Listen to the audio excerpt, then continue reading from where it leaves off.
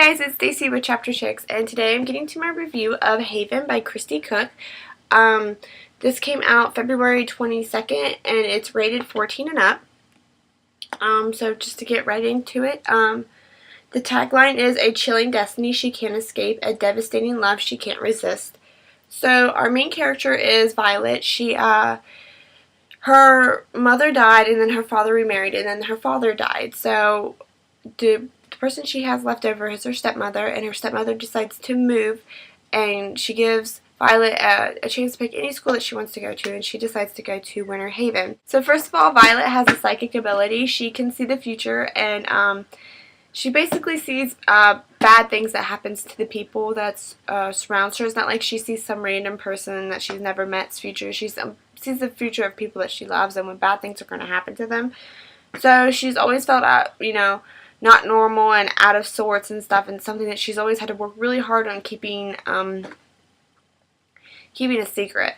So she goes to Winter Haven, and everyone keeps asking her, what do you do, what are you into, and stuff like that, and she's assuming that they're talking about sports, and they're all kind of looking at her weird when she says that she's into fencing, but later on she just discovers that everybody there has some type of psychic ability.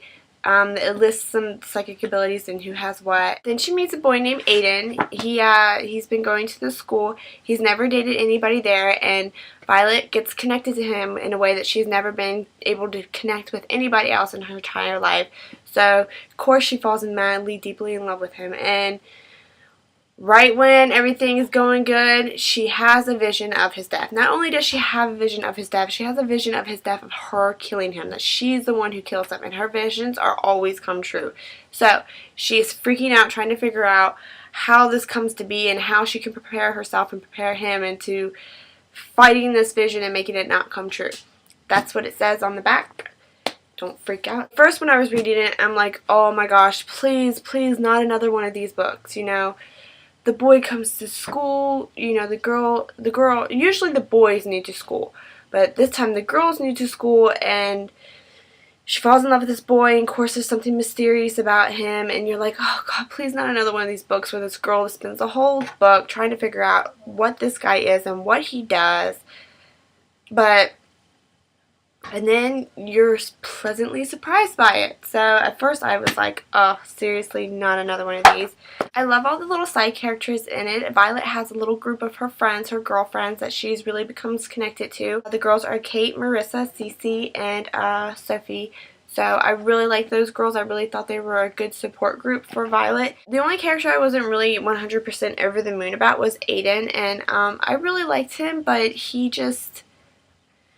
he falls into step with too many other characters from other stories, and he just feels like he's just like a stereotypical character that was nothing really truly unique about him. There was a couple little things that were like, ooh, that's interesting, but nothing like, wow, this is the best character ever. I've never read another character like him. The plot was amazing. I've never read another plot that had to do with psychic abilities, and plus it was mixed in with other things that I really thoroughly enjoyed. And if you start reading this, don't discourage against it. Don't start reading it and be like, ugh, not another one of these books, because it doesn't turn in to be one of those books. It turns out to be a completely different book than what you think it is. So, really good. I really liked Winter Haven. I thought it was a very cool school. I was like, yeah, why don't we have a Winter Haven? Why can't we have any cool schools? We don't have Winter Haven. We don't have Hogwarts. What kind of education are we supposed to get without those two schools? I don't know. So I give this book a 9 just simply because Aiden put a damper on the book for me.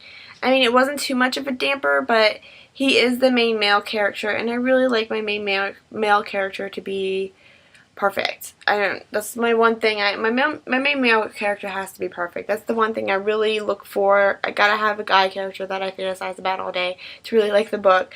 And Aiden just wasn't doing it for me. So now I'm going to go into the spoiler section of the video, to where I talk about what exactly about Aiden I didn't like, and where I talked about all the things in the book I do like. So if you have not read it, don't watch it. So, Aiden.